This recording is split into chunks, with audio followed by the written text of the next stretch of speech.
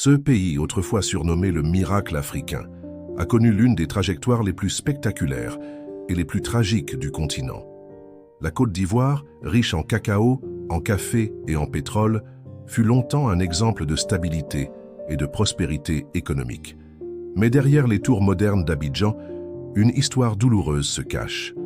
Colonisée par la France, exploitée pour ses ressources, puis projetée dans une indépendance fragile, la nation a connu une ascension fulgurante, avant de basculer dans une guerre civile qui a divisé son peuple, détruit des familles et laissé des cicatrices encore visibles aujourd'hui. Dans cette vidéo, on va plonger au cœur de cette histoire complexe, entre espoir et chaos, grandeur et chute, pour mieux comprendre les enjeux politiques, économiques et sociaux qui ont façonné la Côte d'Ivoire moderne. Alors abonne-toi dès maintenant, car ce voyage à travers le passé va t'ouvrir les yeux sur des vérités souvent oubliées. Chapitre 1. Avant la colonisation. Le cœur africain des royaumes ivoiriens. Bien avant que la France ne plante son drapeau sur les terres ivoiriennes, la Côte d'Ivoire était le foyer de nombreux royaumes puissants et bien structurés. Parmi eux, les royaumes Akan au centre et à l'est, les Krou à l'ouest et les Mandés au nord, chacun avec ses propres traditions, langues et systèmes politiques. Ces sociétés vivaient de l'agriculture, du commerce régional, de la chasse et surtout de la transmission orale de leur histoire. Le commerce avec les peuples voisins du Mali, du Burkina Faso et du Ghana faisait de cette région une plaque tournante culturelle et économique. La spiritualité, les alliances claniques et les chefferies traditionnelles jouaient un rôle central dans l'organisation de la vie quotidienne. Mais déjà, l'ombre de l'Europe s'approchait. Les premiers contacts avec les marchands portugais au XVe siècle, puis les Français et les Anglais plus tard, allaient marquer le début d'une transformation radicale. Les côtes ivoiriennes devinrent progressivement des points stratégiques du commerce maritime, notamment celui de l'or, de l'ivoire, et malheureusement aussi des esclaves. Ce chapitre est crucial car il rappelle que Africaine n'a pas attendu Europe pour être puissante, organisée et riche de sens. La Côte d'Ivoire n'était pas une terre vide ou barbare. Elle avait déjà sa civilisation, sa structure, ses règles et ses ambitions. Ce que l'on va voir ensuite, c'est comment tout cela va basculer avec l'arrivée de la colonisation. Chapitre 2. La colonisation française. L'ordre imposé, les traditions brisées. À la fin du XIXe siècle, dans le grand jeu impérial entre puissances européennes, la France décide de renforcer sa présence en Afrique de l'Ouest. En 1893, la Côte d'Ivoire devient officiellement une colonie française. Ce changement n'est pas qu'administratif. Il est brutal, autoritaire et transforme profondément la vie des populations locales.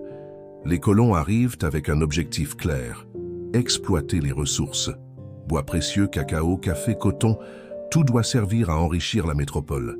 Les terres sont confisquées, les cultures traditionnelles sont parfois interdites, et les Ivoiriens sont contraints de travailler de force sur des chantiers ou dans les plantations.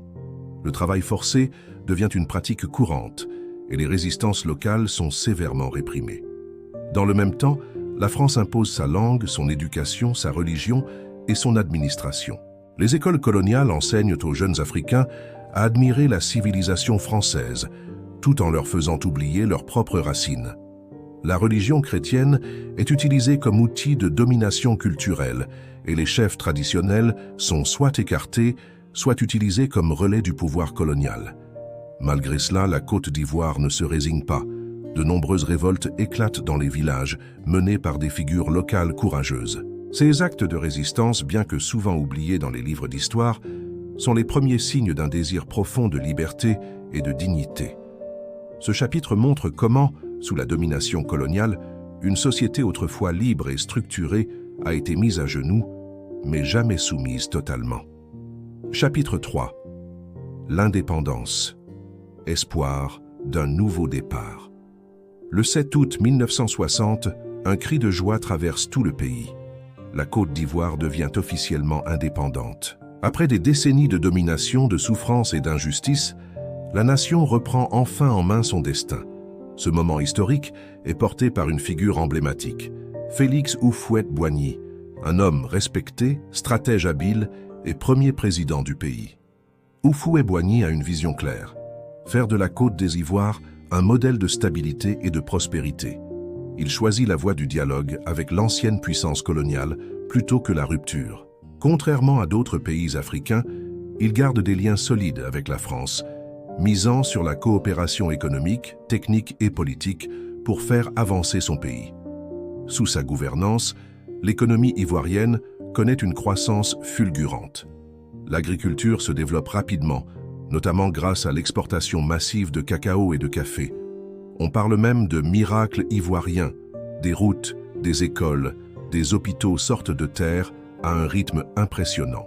Abidjan devient une vitrine de modernité en Afrique de l'Ouest. Mais derrière cette image de succès, certains voient les premières fissures. La croissance économique profite surtout à une élite urbaine, tandis que les campagnes restent souvent oubliées. La dépendance vis-à-vis de la France suscite aussi des critiques, certains accusant le président de maintenir une forme de néocolonialisme. Malgré cela, l'indépendance a ravivé l'orgueil national. Les Ivoiriens croient en leur avenir, et la Côte d'Ivoire entre dans une nouvelle ère avec ambition et confiance. Ce chapitre marque un tournant, un espoir immense, même si les défis ne font que commencer. Chapitre 4. Le miracle ivoirien. Croissance, modernité et illusion. Durant les années 1960 et 1970, la Côte d'Ivoire devient le symbole d'une Afrique qui réussit. On parle avec admiration du miracle ivoirien, une période où l'économie du pays affiche des taux de croissance impressionnants, atteignant parfois plus de 7% par an. Le cacao et le café, surnommés l'or brun, font entrer des millions dans les caisses de l'État. Abidjan, avec ses gratte-ciel, ses autoroutes et ses quartiers d'affaires, est surnommé le Manhattan de l'Afrique. Le président Houphouët-Boigny, surnommé affectueusement le Vieux, est au centre de ce développement. Il instaure une stabilité politique rare dans la région, attire les investisseurs étrangers et mise sur l'éducation et les infrastructures pour bâtir une nation moderne. L'image d'une Côte d'Ivoire paisible, prospère et bien gouvernée séduit le monde entier. Mais ce miracle est en réalité fragile. L'économie repose sur un modèle monoculturel extrêmement dépendant des cours mondiaux. Une chute des prix du cacao ou du café, et c'est tout le système qui vacille. De plus, les fruits de cette croissance ne sont pas équitablement répartis. Les inégalités se creusent, et de nombreux Ivoiriens, notamment dans les zones rurales, se sentent oubliés du rêve ivoirien. Le modèle repose aussi sur une forte centralisation du pouvoir autour de Houphouët-Boigny. Le président est respecté, mais ses opposants politiques sont marginalisés, parfois exilés. Peu à peu, un climat d'hyper-présidentialisme s'installe, où tout repose sur la volonté d'un seul homme. Pourtant, durant ces décennies, la majorité du peuple continue de croire au projet national. L'espoir est là, palpable, même si certains commencent à pressentir que derrière la vitrine brillante se cachent des tensions prêtes à exploser. Chapitre 5. La fin d'un règne et les premières fissures. En 1993, la Côte des Ivoires entre dans une nouvelle ère. La mort de Félix Houphouët-Boigny met fin à plus de 3 décennies de stabilité politique sous un seul homme. Ce moment marque un tournant historique. Le pays perd non seulement son président, mais aussi le pilier d'un équilibre fragile qui, malgré ses défauts, avait su contenir les tensions ethniques, économiques et sociales. Son successeur, Henri Konan Bédié, hérite d'un pouvoir miné par des inégalités grandissantes, une dette extérieure lourde et une société de plus en plus fracturée. C'est sous son mandat que surgit un terme qui va hanter le pays pendant des années. Ivoirité. Derrière ce mot, une idée dangereuse, définir qui est un vrai Ivoirien en fonction de ses origines ethniques ou de la nationalité supposée de ses parents. Cette politique exclut de nombreux citoyens d'origine étrangère, notamment les descendants de migrants venus du Burkina Faso ou du Mali, pourtant installés depuis des générations. Elle vise aussi indirectement Alassane Ouattara, figure montante de l'opposition, accusé d'avoir des origines étrangères. Les divisions s'approfondissent. Le sentiment d'exclusion monte, en particulier dans le nord du pays, souvent marginalisé. Le rêve d'unité ivoirienne se fissure, tandis que les tensions ethniques et politiques se cristallisent autour de la question de l'identité nationale. En quelques années, la Côte d'Ivoire passe d'un modèle de stabilité à un terrain glissant, où les rancunes accumulées commencent à peser lourdement. La disparition de Houphouët-Boigny a laissé un vide que ses successeurs ne parviennent pas à combler. Le pays entre dans une période d'incertitude, comme si le miracle n'avait été qu'un mirage. Chapitre 6. Le coup d'État de 1999, le début du chaos. Le 24 décembre 1999, alors que la Côte d'Ivoire se prépare à fêter Noël, le pays bascule dans inimaginable. Un coup d'État militaire met fin au régime des Henri Konan Bédié. C'est le premier putsch de l'histoire du pays. Les Ivoiriens sidérés voient des soldats dans les rues, des tirs dans les quartiers et une transition brutale de pouvoir. À leur tête, un ancien général à la retraite, Robert Guéhi, rappelé pour stabiliser la situation. Il promet une transition rapide, des élections libres et une nouvelle ère démocratique. Mais très vite, le discours se fissure. Guéhi ne cache plus ses ambitions personnelles et l'armée devient un acteur central de la vie politique. Cette période, marquée par l'incertitude, la peur et les abus, voit s'installer un climat de méfiance dans tout le pays. Les forces armées, censées rétablir l'ordre, deviennent parfois source de terreur. Le tissu social déjà affaibli se déchire un peu plus. Malgré cela, des élections sont finalement organisées en 2000. Mais une fois de plus, la question de l'ivoirité revient comme un poison. Alassane Ouattara est exclu de la course à la présidence, alimentant encore plus la colère du Nord. Le scrutin oppose alors Laurent Gbagbo, chef de l'opposition de longue date, à Robert Guéhi. Contre toute attente, Gbagbo l'emporte, mais Guéhi refuse de reconnaître sa défaite. Une révolte populaire éclate, des milliers de personnes descendent dans les rues pour défendre leur vote. Finalement, Gbagbo s'impose par la rue, porté par la pression populaire, et accède au pouvoir. Mais ce pouvoir arrive déjà entaché par le chaos. Le coup d'État de 1999 n'a pas seulement changé de président, il a ouvert une ère de méfiance, de violence et de division dont la Côte d'Ivoire ne sortira pas indemne. Chapitre 7. L'explosion de la guerre civile, 2002. En septembre 2002, alors que le président Laurent Gbagbo est en voyage en Italie, un événement tragique secoue la Côte d'Ivoire. Une tentative de coup d'État éclate à Abidjan, pendant que des mutins prennent le contrôle de plusieurs villes dans le nord du pays, dont Bouaké et Korogo. Mais cette fois, ce n'est pas seulement un putsch, c'est le début d'une véritable guerre civile. Le pays est brutalement coupé en deux. Le sud reste sous le contrôle du gouvernement, tandis que le nord passe entre les mains de rebelles organisés sous le nom de Forces nouvelles. Ce qui était auparavant un conflit latent devient une réalité dramatique. Des familles sont séparées, des routes sont coupées, et la peur s'installe partout. Les tensions religieuses, ethniques et économiques, longtemps contenues, explosent. Les discours identitaires se durcissent. Le concept de ivoirité est utilisé pour exclure, diviser et stigmatiser. Les populations du Nord, perçues comme étrangères par certains leaders du Sud, deviennent les cibles de discriminations violentes. Pendant des mois, le pays vit dans un état de guerre larvé, avec des cessez-le-feu rompus, des pourparlers sans fin et des assassinats ciblés. Des milliers de morts s'accumulent dans l'indifférence du monde extérieur. L'économie, autrefois florissante, s'effondre. Les entreprises ferment, les investisseurs fuient et la population s'enfonce dans la misère et l'angoisse. Les forces internationales interviennent timidement. La France, ancienne puissance coloniale, déploie des troupes pour protéger ses ressortissants et les étrangers. L'ONU envoie une mission de paix, mais la confiance est brisée et aucun acteur ne parvient à réconcilier durablement les Ivoiriens. Ce chapitre marque la perte de l'innocence pour la Côte d'Ivoire. La guerre civile révèle toutes les fractures profondes d'un pays qui a jamais véritablement guéri des blessures de son histoire post-coloniale. Ce n'est plus seulement une crise politique. Est un drame humain à grande échelle.